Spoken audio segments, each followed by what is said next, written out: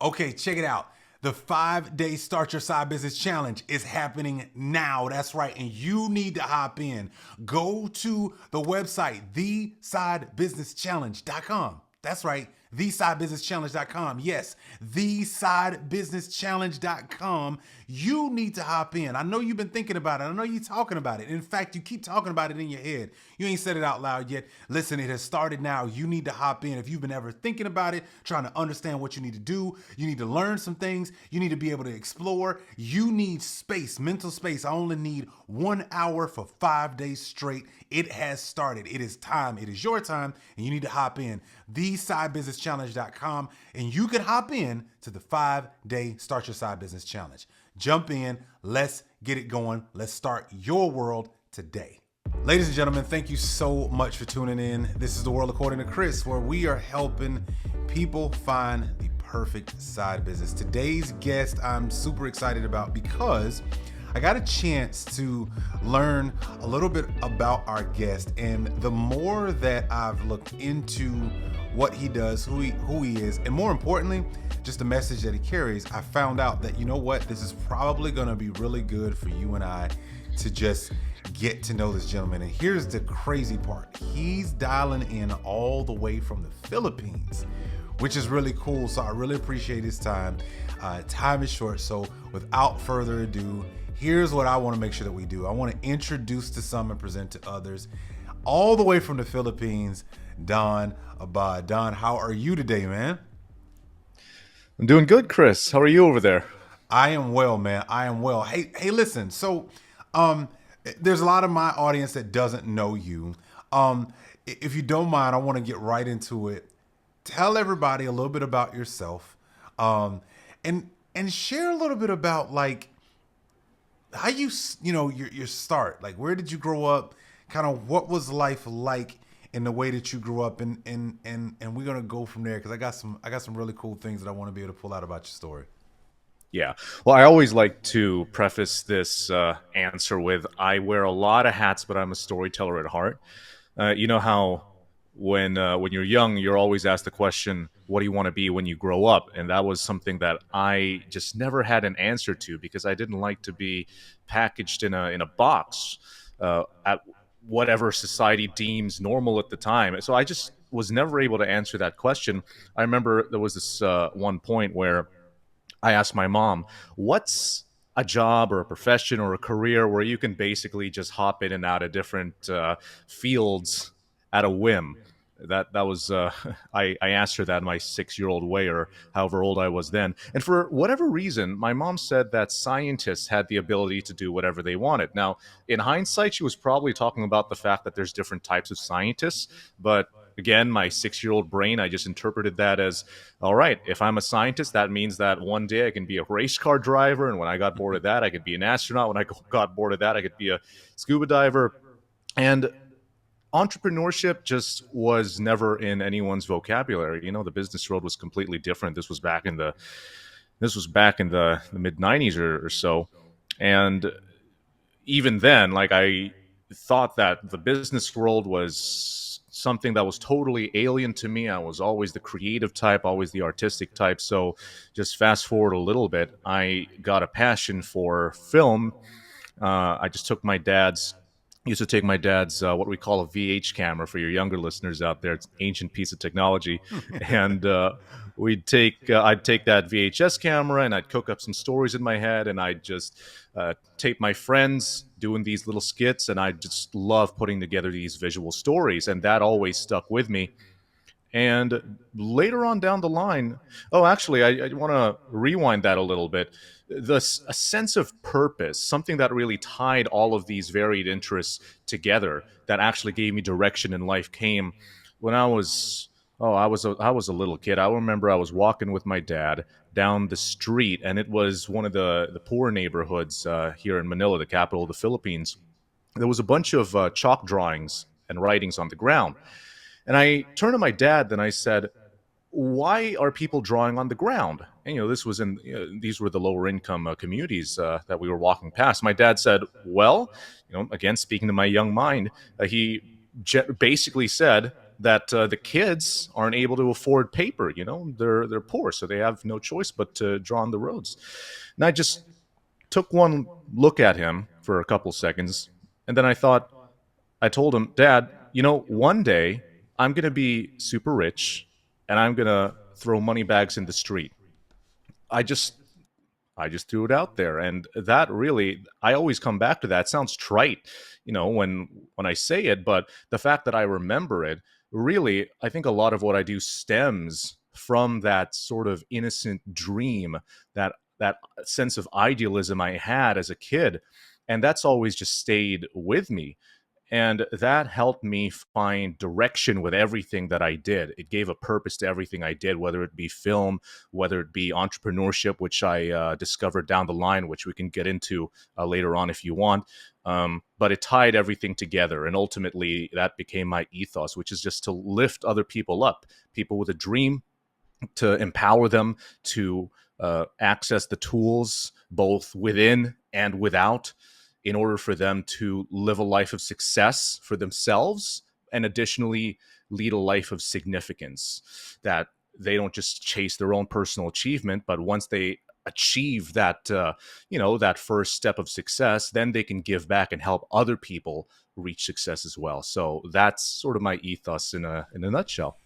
I like, what you just shared, because the one thing that, stands out to me is, you have a very unique perspective, I think. And sometimes I don't know if we we ever realize just that our unique journey, if it's Mm, shared the right way, could probably be uh, helpful to the person who's building a side business, the person who's a full-time entrepreneur.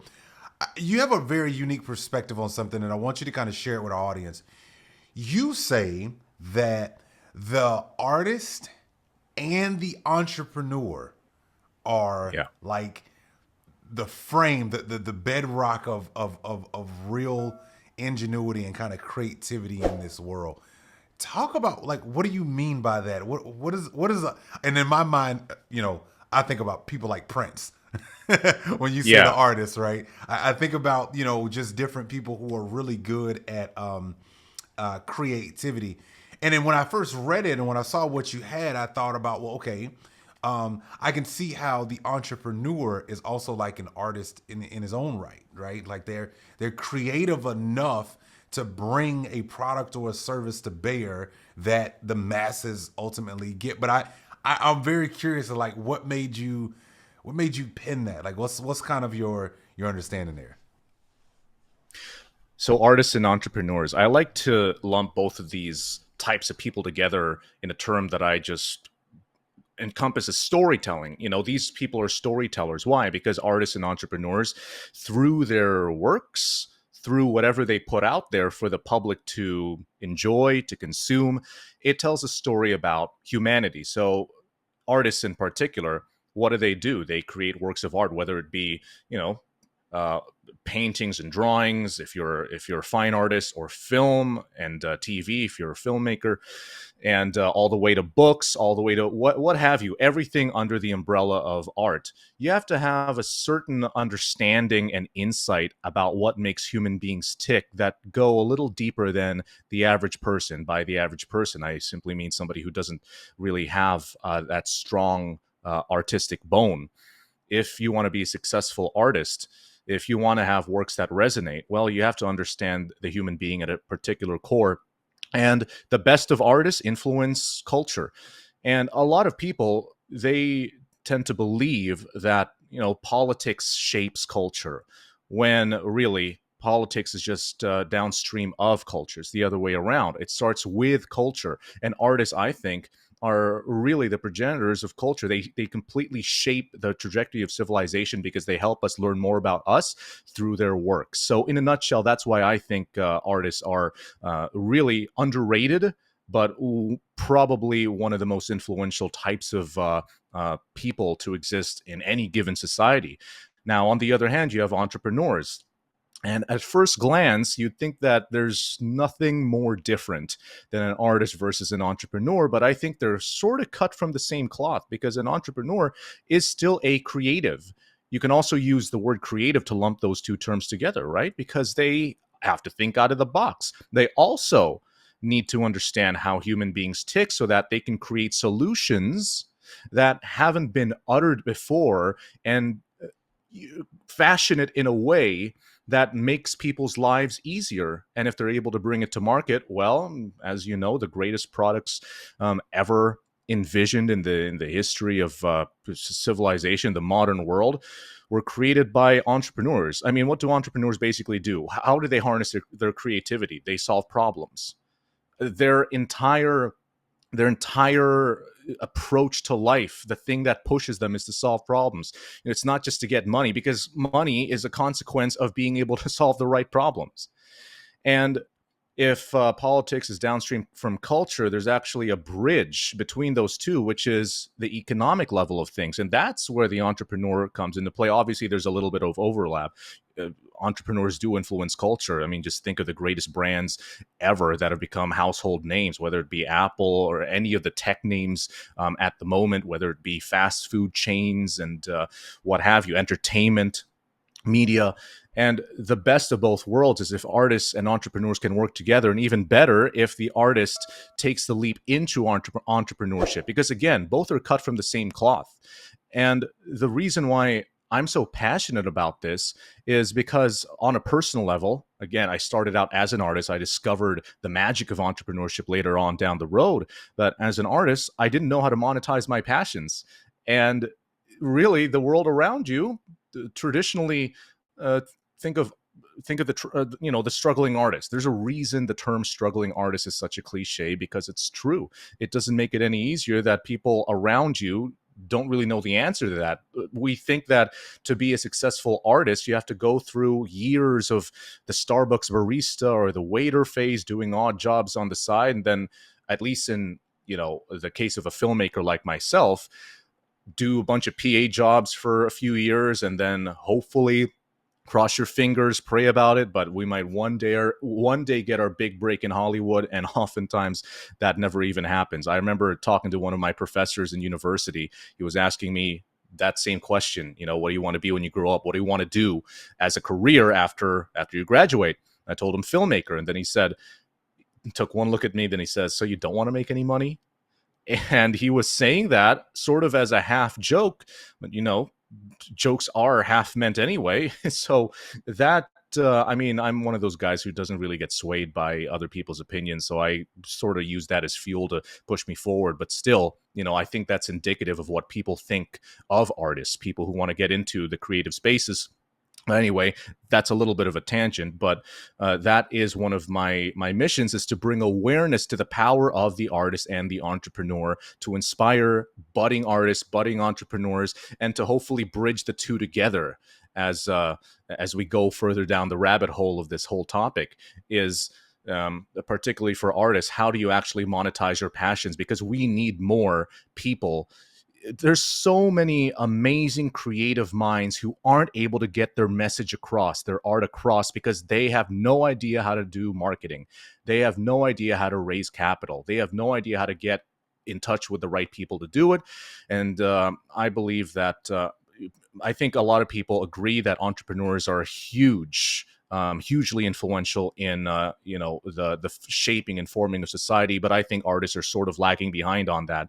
And my goal is just to bridge the two professions together and uplift them both. And that's what I do under the Sovereign brand.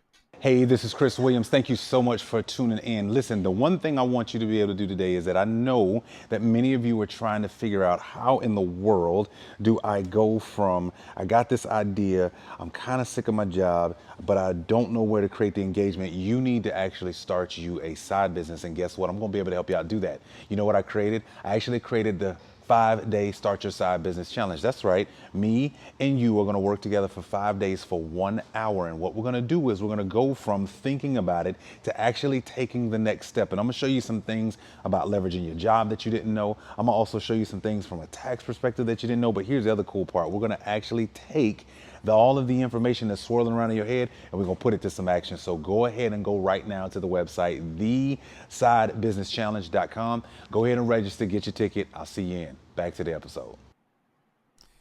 You have a very unique perspective, and I there's so many things that you just mentioned.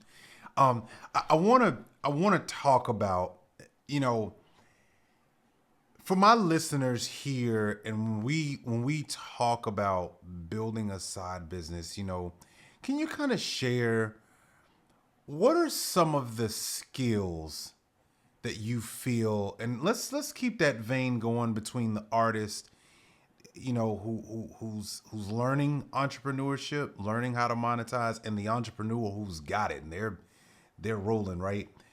What do you think are some of the most important skills that somebody who's listening to this interview right now, who might be thinking about building a side business, right? Or they're like, oh yeah, you know what? That's me. Don's talking to me, right?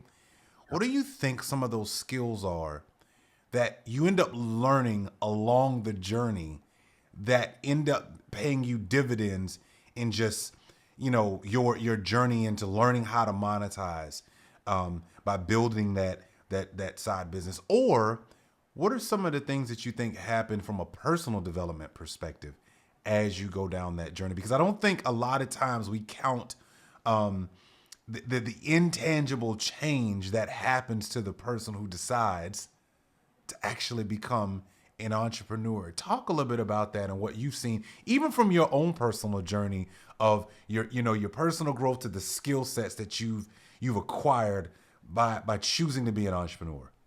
Sure. Well, I like that you brought up the personal development aspect of it, because as corny as this may sound, it always comes back to mindset. I know people always hear about mindset, start with why and all that, but really, that really is the anchor that undergirds everything. Because skills without the right mindset, without the right story, without the right purpose is absolutely nothing. It's one of the reasons why, and I'm not knocking on universities or academia when I say this, but that's the reason why I think that, if you study a business degree in school, that doesn't grow the entrepreneurial bone at all. It teaches you how to, and I can speak really with credibility when I say this, because my wife did take a business degree, and she fell in love with the idea of entrepreneurship down the road after graduating. Once she was in the real world and she actually got into the world of business and started doing her own thing. That love of entrepreneurship and the creative muscle, the innovative spirit, all of that stuff developed after she graduated from college. And I don't think she's alone in this. I know a lot of people. I talk with a lot of people who are also in the entrepreneur game, and they say the same thing. They say that it's more of when they're by themselves, when they're associating with like-minded people, not necessarily the book smartest people, but just people who have a bright idea, who have amazing ideas for how they think the world should run, or even on a smaller scale, a problem that they see within their community, within their space that they want to solve. And that's not built in a classroom. So I just want to preface it with that. The mindset is everything. You have to be a person who is curious, who wants to learn, and that has to be coupled with purpose for that curiosity to actually go anywhere.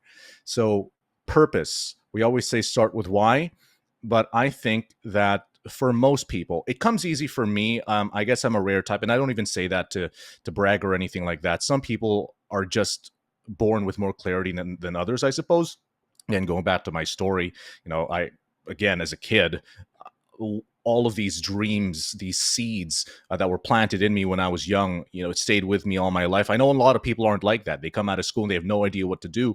And they discover later on down the line that they want to start their own thing. And then it has nothing to do with whatever they studied in university, and they run with it. So start with why. I think that before we start with why, I think we should start with your story. That's the first skill that I recommend that people try, people who want to do their own thing and who want to build a brand, because nowadays you have to put personal branding at the forefront, beginning, middle, and end of your journey. It always starts and ends with your personal brand. To break into the marketplace and to be somebody that attracts the right people to you, you have to be able to articulate your story with clarity, with authenticity, and with confidence. And I suggest that before you try to do anything, before you create your social media accounts for your business or your podcast or your blog or whatever it may be, try to write down that story. Try to go through it multiple times. Ask people who are closest to you, what do you regard as my strengths, my weaknesses, my interests? What do I always talk about with you?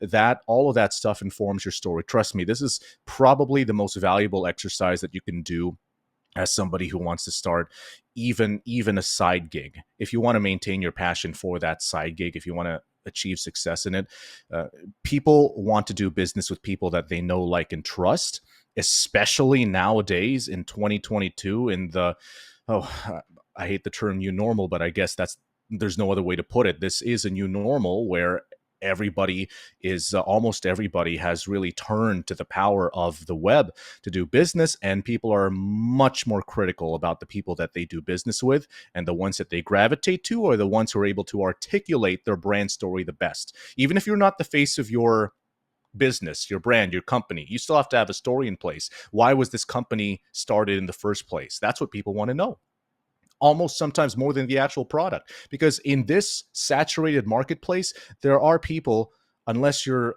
an absolute genius and you create a product out of nowhere, your product or your service, there's probably somebody else who's doing more or less the exact same thing as you. Why would they pick you over them? It's the story. It comes back down to the story. So learn to articulate your story well, and that's what you're going to be putting out. And I don't want to get too ahead of myself here, but your story, elements of it, aspects of it, will always shine through every single piece of content that you create. And that's an entirely different skill set, is content creation. And it spawns from the skill set of being able to tell your story well. Everything that you articulate through your marketing, through your branding, everything that you do to expand your digital footprint online as a business owner, as an entrepreneur, doing business using the power of social media and the internet, your story has to be intricately woven into every piece of content that you do. And to have that clarity and consistency and confidence in expressing that story, you have to get it right from the very beginning. Hey, did you know that as employees, there are 7 big mistakes that we are all making before getting fired, downsized, or laid off? And I wanted to share those with you and teach you how to level up in your career. You can get that by going to www.twac.live/7 mistakes. You and I have been making some egregious mistakes when it comes to our career, and we got to stop making them. I want to provide you with this context, things that I have learned throughout my career that are going to help you. So go to the website, twac.live/7 mistakes, put in your name and email address, and download this free PDF that'll teach you of things that you and I can stop doing and start leveling up our career. Back to the episode. Man, okay, see, I like this. So there's somebody listening right now going, Don, this sounds great. But my story is boring. Who's going to want to listen to me? Right. I just work every day and I got this idea, but Don, who wants to, my story is not that original. It's not that unique, right? What would you say to that person who feels like that? You know, I thought exactly the same about my story, because I always thought, you know, the people that we look up to in any space, it doesn't even have to be, you know, the business space, any influencer, guru, famous person that we look up to, more often than not, these tend to be the people who have had the hardest backstories, sometimes the most powerful of which have some sort of rags to riches journey. And so when we enter the arena, we think that we have to, you know, have gone to hell and back for people to take us seriously, for people to, you know, find us credible. If we're just your average Joe who decided one day that, you know, he wanted to start a farm business, that might sound boring to a lot of people, and that prevents them from getting started in the first place, which is already where one of the most common obstacles comes into play, is the refusal to start because you think that you're not worthy to be out there in the arena. But I say, and again, speaking from my experience here, you just kind of just have to trust yourself. One of the best lessons that I learned is, you're familiar with this guy, Steve Larson. He worked for Russell Brunson for ClickFunnels for a time. And he branched off and started doing his own thing, the network marketing space and the offer creation space in general. And then he always says that when you start building your brand, just the fact that you're 1 or 2 steps ahead of a person who could be in your shoes, or a person who was in your shoes before you started, that's enough for a lot of people. One of my mentors, his name's Mike Wilson. He's also in the network marketing space. When we're told to tell our story to prospects before pitching them the network marketing opportunity that we have, the people who gravitate the most to us are actually the ones that they can relate with the most. Most people don't have a rags to riches story. Most people don't have that much drama in their lives. But who do they join? Statistically, or I don't know, I just pulled the word statistically out of thin air. I don't even think there's statistics on it. But just from my conversations with all of my mentors, all of my team members within the network marketing space alone, the people who tend to stick with them the most are the ones who basically related to them as a human being. They say, "Oh, I was a lawyer too, who's struggled in the early days, who's a single mother." I mean, that's it. How many single mother lawyers out there? How many single mothers out there? I mean, there's a lot of people who, through some permutation, are living the same elements of life as you.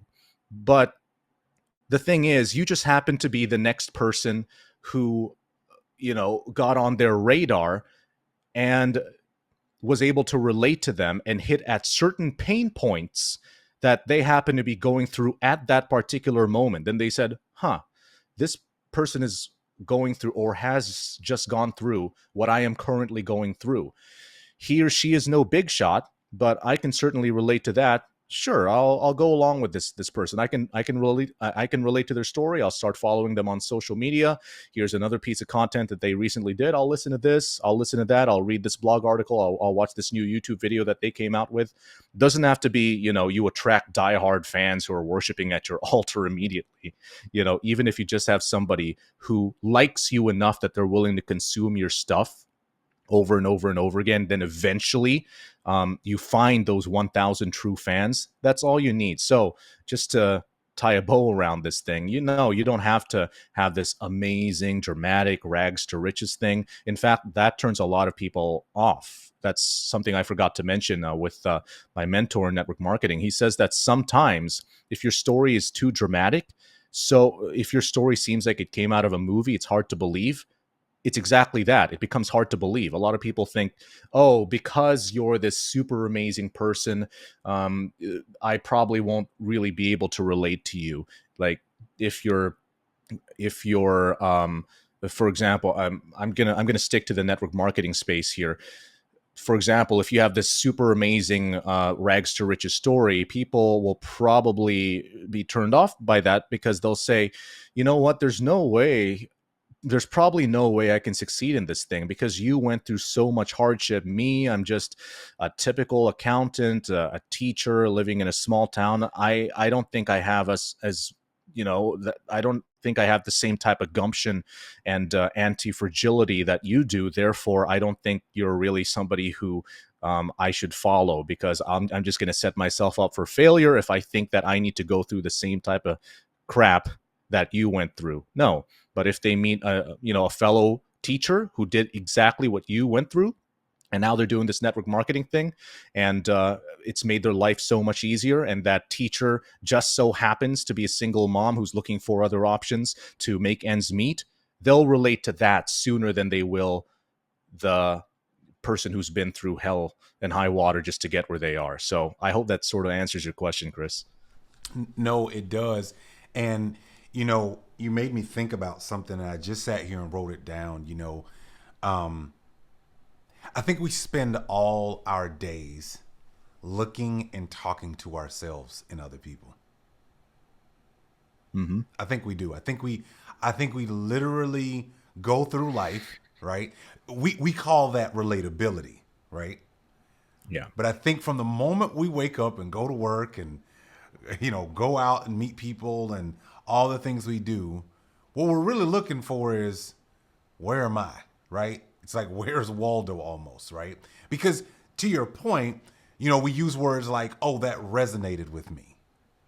Well, Yeah. it was the reflection that you were looking for, right? You're looking for yourself. You're looking for the piece that you can identify with, right? And typically when people say that, it's really they're looking for themselves, right? And I think that's interesting. So I want to go back to something that you were talking about, because it ties real perfectly with an episode you did on your podcast. And so I want you to talk a little bit about Sovereign, but you did a podcast episode in November, and you talked about being productive, not busy.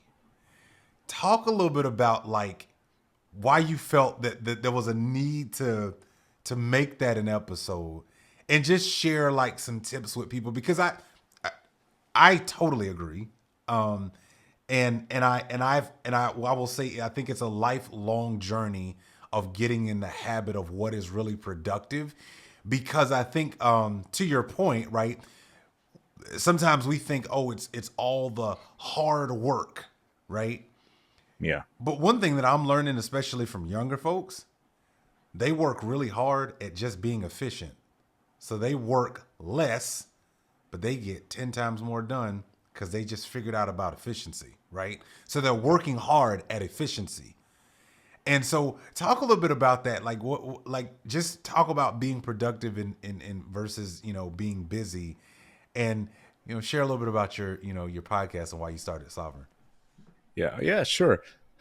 I always like to tell people that I am probably the laziest person in the world. If I always try to look for the things that'll accomplish my goal in the fastest possible time with the least amount of effort.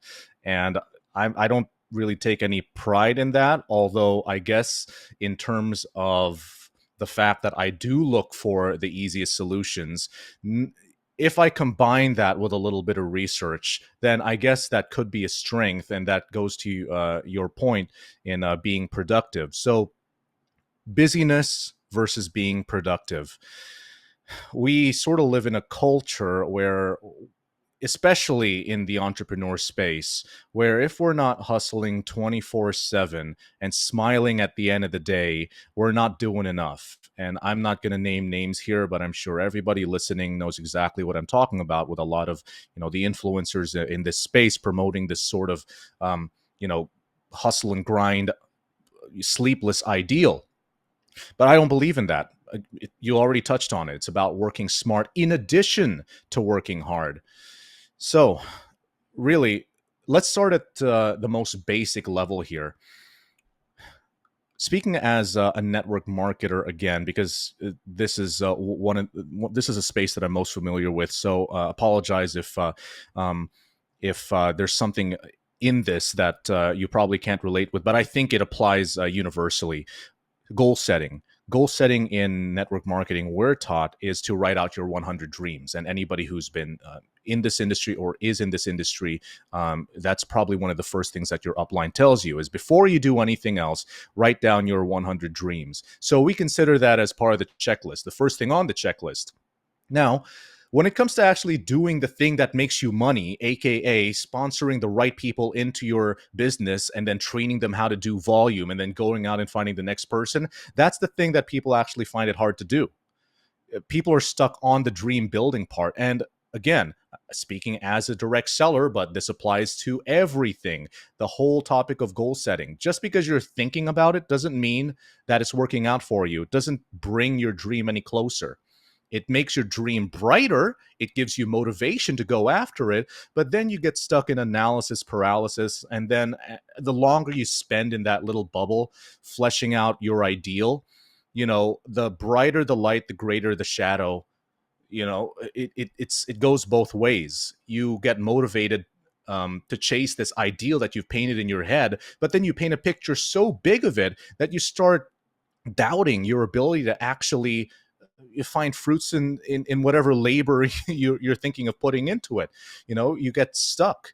You start thinking of all the ways it could go wrong, all the problems that you'll probably encounter, and you'd rather stay in that space where you're just dreaming, because it doesn't hurt to dream. In fact, it's fun to dream. It's fun to dream up your ideal lifestyle, the possibilities that that you can experience both for yourself and your family and anybody else that you want to impact. But one of these days, you actually have to go out there and do the work. Now, that's just the first layer of the onion. Once you actually get into work, this is where you have to be careful of doing things that paint you as a busybody rather than somebody who's actually going out there and moving the needle on your business. If we're, again, speaking in terms of being a business owner here. So, for example, the income generating activities that you need to do has to do more than just making you feel good or contributing to vanity metrics. Okay, so whatever, like what I'm doing right now, this is an income generating activity, not only because it's great marketing mutually for both of us, but I'm also building a relationship with you, Chris. So for a myriad of reasons, this is something that's actually moving the needle forward on my business. It's actually productive. Now, this happens to be one of the hardest things in the world for me, because growing up, I was always the shy kid. I'm not a natural eloquent speaker or anything like that. Some people say that I am, but that's just through trial and error and practice and doing the reps over and over and over again, and doing the things that make me most uncomfortable, which incidentally just so happen to usually be the productive things that we have to do. The productive things that we have to do usually are the things that we don't actually want to get into. We can write out our goals all day. We can project numbers on a screen all day saying this is what we want to hit by this time, but whatever. But unless you actually go out there and do the things that you're uncomfortable with, you're going to stay busy. You're a busybody. And in fact, busyness is often a shield, a bubble, a defense mechanism that people run to when they're actually scared of getting uncomfortable and doing usually things that are totally new to them, things that are totally uncomfortable and unnatural to them. Like, for example, again, network marketing.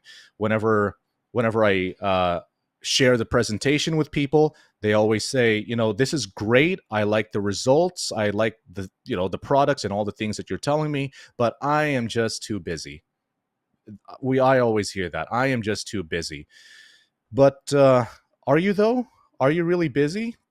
How many hours do you spend going, just streaming Netflix and wasting valuable time just browsing the web and doing all these unproductive things, and you say, oh, it's for my mental health and for, I don't know, whatever excuse you want to put it. But the point I'm trying to make here is people hide behind the illusion of being busy, even if they don't really believe it, because, the people that I approach, to potentially be part of my business, these are people who I believe are looking for, a side hustle. They want a plan B in their lives. And the people that I talk to, most of the time, they demonstrate that they do want these results because they express that they're not happy with whatever they're doing at the moment. They say that they're looking for other options. But when I actually tell them, what they need to do in addition to the possibilities, that's when they start reeling back and saying, oh, I don't know if I can do that. I'm doing a bunch of things that would interfere in my schedule if I were to start a new thing, when really they're just being busybodies. I don't understand people who take pride in saying they're too busy. People don't find time. They make time, because you don't find time. It's 24 hours. Everyone has the exact same schedule, so you actually have to make time in that schedule, and you have to be creative about that. And oftentimes it's uncomfortable, but that's the only way you're actually going to get out there and do the things that you need to do, but shy away from. So I know that's sort of broad, but I hope it sort of paints a picture of the difference between being a busybody and actually doing things that move the needle forward on your goals. Okay, check it out. The 5-day Start Your Side Business Challenge is happening now. That's right. And you need to hop in. Go to the website, thesidebusinesschallenge.com. That's right. thesidebusinesschallenge.com. Yes, thesidebusinesschallenge.com. You need to hop in. I know you've been thinking about it. I know you're talking about it. In fact, you keep talking about it in your head. You ain't said it out loud yet. Listen, it has started now. You need to hop in. If you've been ever thinking about it, trying to understand what you need to do, you need to learn some things, you need to be able to explore, you need space, mental space. I only need 1 hour for 5 days straight. It has started. It is time. It is your time, and you need to hop in. thesidebusinesschallenge.com, and you can hop in to the 5-day Start Your Side Business Challenge. Jump in. Let's get it going. Let's start your world today. You know, I'm so glad you brought that up because I came into this year for myself as a personal challenge. One of the things that most people don't realize, inherently, our brains are lazy. Our brain is looking for a routine, because the better routine that our brains get into, what happens is it doesn't have to use as much energy. It likes that. So most people, it's no different than when you go to work every day the same way every day, right? That's a low energy use of your brain because it doesn't have to turn on to know how to get to work. In fact, one of the things I always like to talk about is sometimes you've probably been driving to work and you don't even remember getting there. You don't even remember what happened in between because your brain was off. It didn't need its muscle memory. It's the same trip. Your brain doesn't have to turn on until there's a detour, until the road is shut down, right? It's because high usage activity, like i.e. thinking, is a very, very high use process of your brain. When you enter something new, you're having to rewire. So I love your point because it is a defense mechanism. It defends our comfort to say I'm busy, right? It defends my need to be comfortable, my desire to push fear as far down the road as I can, right, in my life. And it's interesting because there's been studies that have been done that talk about, when they talk to people at the end of their life and they ask them like, hey, what do you, what things do you think about the most, nearing this end? And they talk about the regrets of not doing certain things, not trying that, not sticking with something, a little bit longer, right? It's a very interesting journey in all of our lives. Because I think about it, Don, we've all said that, right? I'm too busy. It's like, wait a second, right? So I came into this year and my wife and I, we were talking about, some of our goals. And I remember the thing that I got really frustrated with myself about. And I just said, you know what, I'm going to stop that. And you know how we always talk about, oh, you have so much potential. Well, I am challenging myself. I'm going to stop talking about where I have potential, and I'm going to fill in that gap with the activity so I no longer have that potential I've actually achieved. Because I want to end the year with more achieving, whether it's my personal development, and I mean like all the way down to how many books I read, what I listen to, whether it's continuing my weight loss journey, whatever the case may be, right? With my business, anything. I don't want to keep talking about the same potential for years.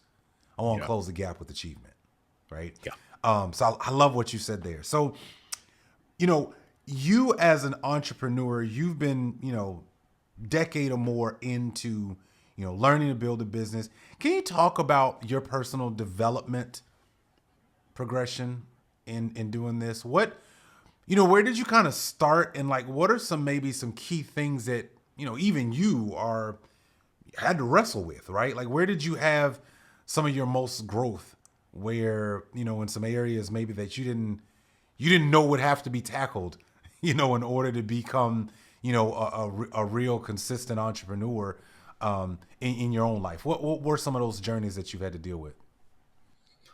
Well, I think, taking off from what you mentioned there is getting stuck with the promises of potential versus actually taking action. Mm-hmm. That was me for the longest time. And I think that I'm totally not alone in this.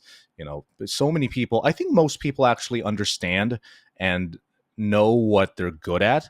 They actually know what they want deep inside. They just sort of have to face it. I think people shy away um, from proclaiming out loud what it is that they want to do and what it is that they're good at, because they sort of think now they're on the hook, because now that it's out there in the ether, they actually materialized it, so to speak, through words. And I think that's why affirmations are so important. You actually have to say whatever's in your mind and put it out in the universe, or pray to God or whatever higher power you believe in. But anyway, that's besides the point. Getting stuck in your potential, that is something that really slowed me down for the longest time, because there were all of these things that I wanted to do. I wanted to make movies, and eventually I wanted to start a business, and all of that. One of the best things that I've ever done was to seek a mentor for each of these different areas that I wanted to succeed in. And that started early for me. Again, this was actually in university. I just so happened to study in a school where there is a mentorship program.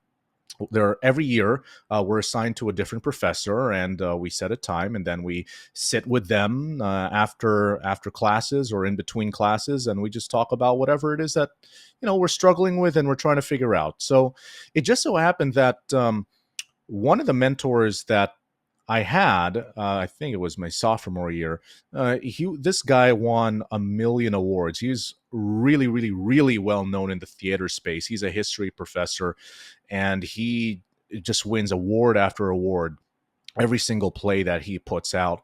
And obviously, I could totally relate to this guy because he's an artist, but he also totally knows the game when it comes to how to actually market, his works, and he knows the right people, and he knows the process, he knows how the industry works, all of that.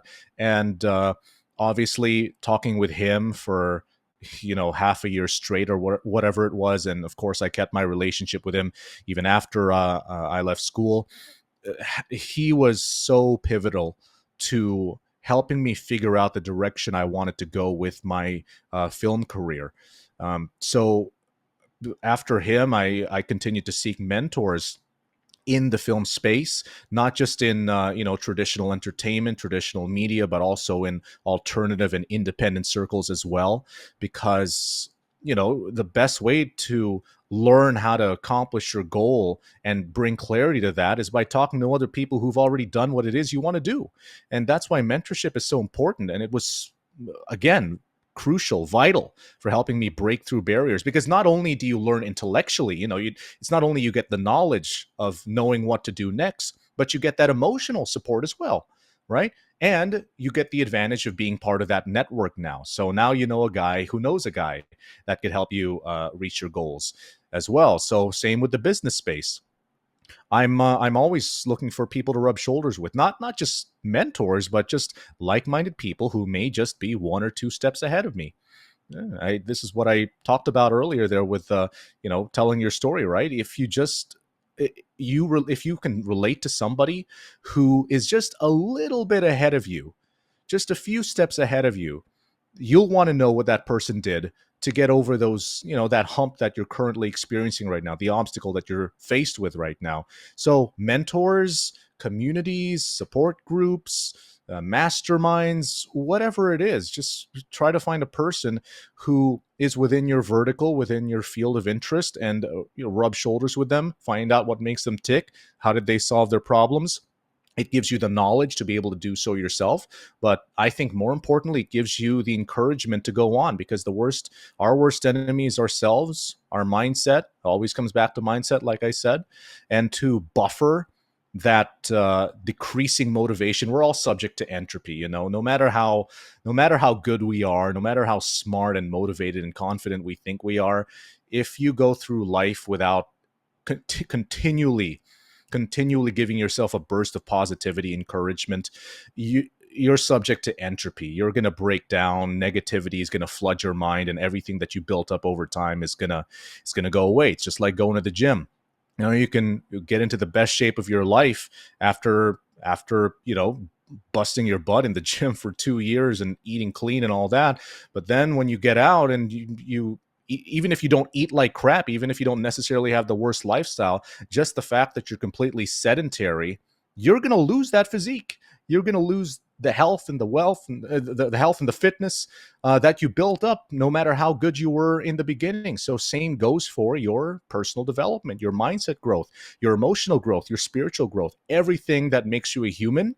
You need to constantly be on the cutting edge. And the way to push yourself to get past these the obstacles that you're currently faced with are rubbing shoulders with people that you can relate with, people who have gotten ahead of you, who face similar challenges, and people who faced other challenges that you can't necessarily relate to, but have a certain perspective on overcoming obstacles that would benefit you in your journey. So just comes down to getting out of your shell and finding the right people to talk to. Yeah, I think the key there is there's principles in everyone's story. And I think sometimes being able to listen to people, to your point, who are a little bit ahead of you, right? You got to look for those common threads. You got to look for the principle, right?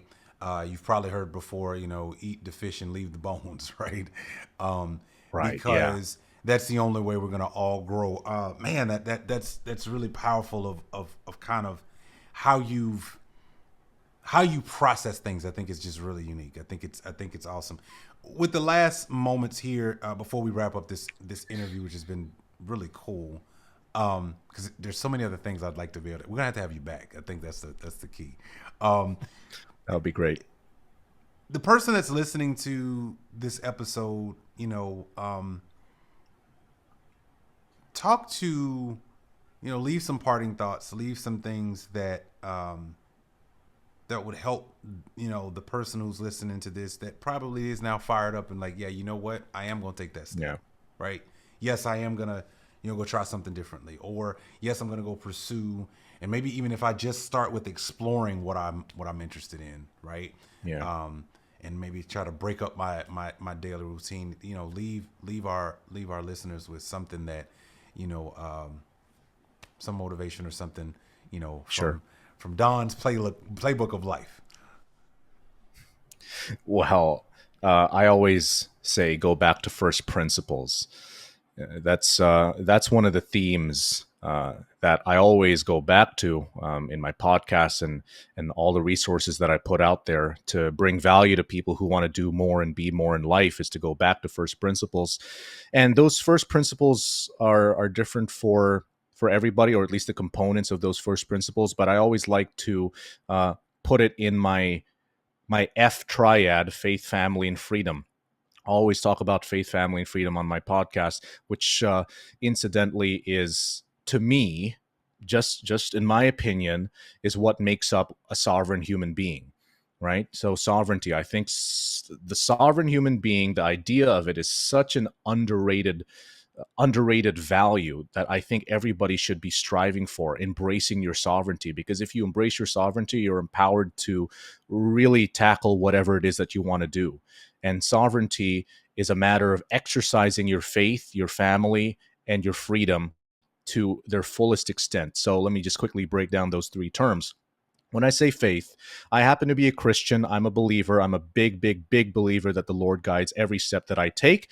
I understand that not everybody has that same belief. However, I still think you can practice your faith by looking outside yourself for guidance. Some sort of higher power. I think most people, or it could be wrong, but I know at least a lot of people believe that there is a higher power out there, and that, you're really a small fish in an enormous, not even pond, but an endless ocean.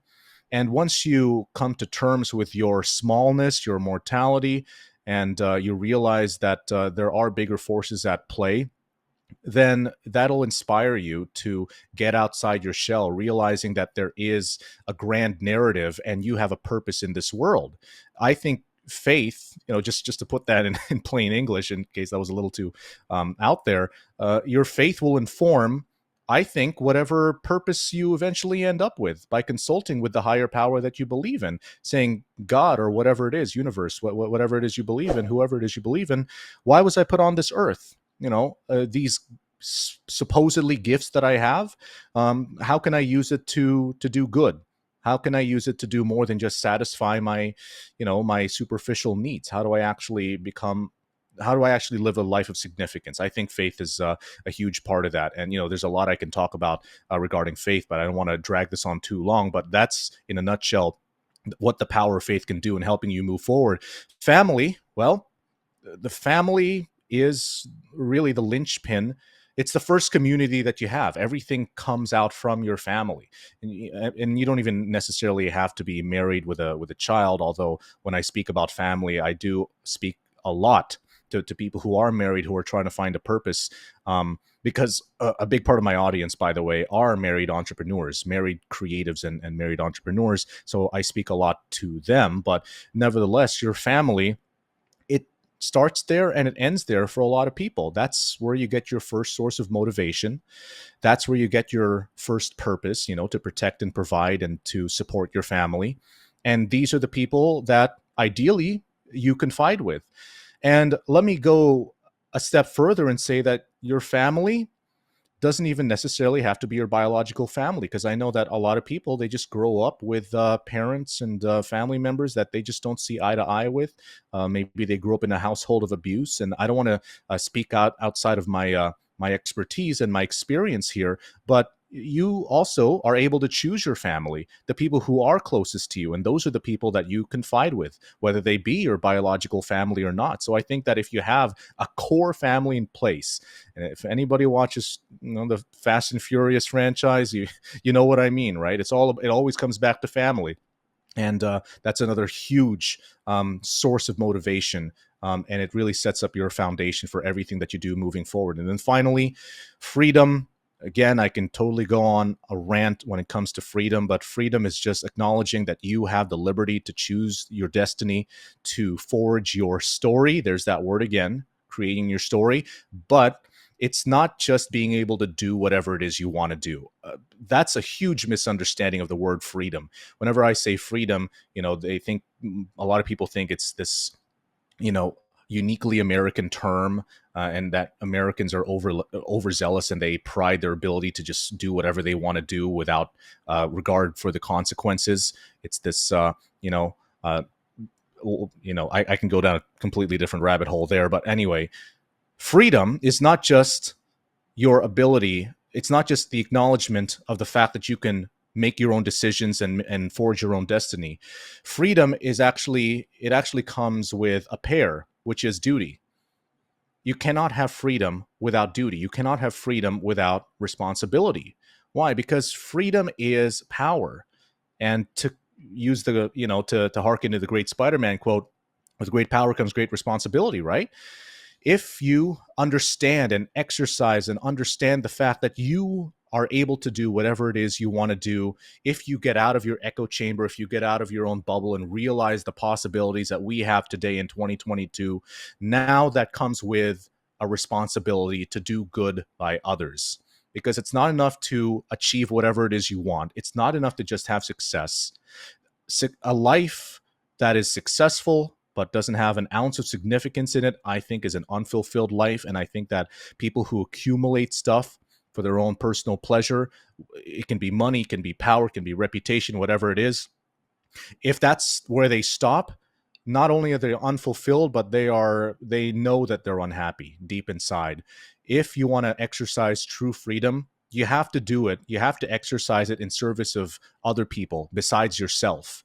Everything that you're doing has to be in service of others in some way, shape, or form. It can just be for your family. It can be for your community. It can be for the world if your ambitions take you that far. But that's my point. Freedom doesn't come, in a vacuum. It doesn't come by itself. Duty is necessarily there.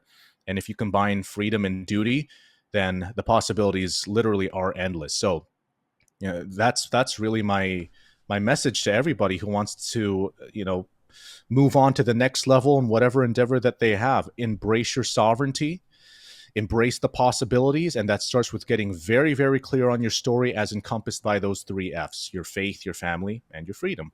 Man, that's why we got to have you back. Listen, I appreciate meeting you. More importantly, I appreciate being able to see somebody of like mind who is out here doing the right thing by people and providing hope, right? Providing that spark that, yeah, if Don's doing it, then doggone it, I can do it too, right? One of the cool things that you mentioned there, is I think sometimes we forget about the accountability of our ability to prosper, right? I think sometimes it's very easy to fall into, to your point, to the greed line, right? Like, well, I got it now, so I'm gonna, acquire all this stuff. And I think the way we're built, I think the way God designed us was that there's something in us that's the reason. I love the way you put that. It's like there's a reason you're unfulfilled, even if you acquired everything. It's because the other half of that opportunity you had in your life to totally transform you and your family's life is being able to serve other people, being able to be in that position and take care of people. And one of the interesting things, and you've probably seen this even in the Philippines, even for people who, amass whatever, right, end up on some road to success. Seems like their greatest happiness comes when they figure out a place that they can go serve. I think they finally kind of rounded out their journey, right? They've rounded it out to a point to where it's like, oh, okay, now I get it, right? Oh, now I know, now I get it, right? And it might take people a while. That's life's journey, right? I can't judge anybody's story. They're in a different chapter of their life than I am, right? But I think that's the cool part about the innate way we were built, is just that eventually you realize none of that stuff matters, right? Like, yes, I got it. Yes, I changed my family's life. That matters, right? But what really matters is, creating that hope for somebody else, right? And being of service, in my entrepreneurship journey. So I just thank you for being of service in your entrepreneurship journey, and willing to take what you've learned, right? Being, as you, I like how you put that, being a little bit ahead of everybody else, right? And being able to put that out there. So Don, thank you so much. Thank you so much for being here on the show today. Thank you. And man, I look forward to seeing many more of your achievements. Where can people find you on social media? Well, first of all, thank you so much for giving me this opportunity, Chris, because the whole purpose that I have, it's reflected in you, because you're somebody who wants to give people like myself a voice, who has, bigger dreams than the average people, or at least had the gumption to take the initiative and wants to serve as a role model for others. You have that curiosity that I mentioned there at the beginning, and having conversations like this is so valuable, because I think that so many people need to hear it. And hopefully, my example, for sure, your example, and the examples of all the other guests that you're going to have on this podcast, it's such a valuable contribution. I truly do believe that. So thank you again for this opportunity. And on the same line there, I love giving value to people. The best way I can do that for your audience is through my podcast. I have two. My flagship show is Sovereign. You mentioned it there earlier. So you can find it on any podcatcher out there. You can also look it up on YouTube, the Sovereign Podcast, where you can check out a lot of the interviews that I do with other influential figures from different walks of life. I throw in a little bit of social commentary every once in a while. So that's Sovereign. My second podcast is called Your Sovereign Downline. And this is specifically for those of you who happen to be in the network marketing industry and you want to learn more about the mindset of the game and using internet marketing strategies to grow your home-based business in the 2020s, right? Using social media and all the tools we have at our disposal today. So that's Your Sovereign Downline. Again, all podcatchers, you can find the show. And other than that, if you want to reach me directly, the best way to do so is through my IG. You can find me at Real Don Abud, at Real Don Abud. I answer all messages unless you're a spammer or a scammer. I answer everything. So reach out to me. Awesome. Well, man, thank you so much for being here today. And man, much success to you in the future. Thank you again, Chris. Hey, this is Chris Williams. Thank you so much for tuning in. Listen, the one thing I want you to be able to do today is that I know that many of you are trying to figure out how in the world do I go from, I got this idea, I'm kind of sick of my job, but I don't know where to create the engagement. You need to actually start you a side business. And guess what? I'm going to be able to help you out do that. You know what I created? I actually created the 5-day Start Your Side Business Challenge. That's right. Me and you are going to work together for 5 days for 1 hour. And what we're going to do is we're going to go from thinking about it to actually taking the next step. And I'm going to show you some things about leveraging your job that you didn't know. I'm going to also show you some things from a tax perspective that you didn't know. But here's the other cool part. We're going to actually take all of the information that's swirling around in your head, and we're going to put it to some action. So go ahead and go right now to the website, thesidebusinesschallenge.com. Go ahead and register, get your ticket. I'll see you in. Back to the episode.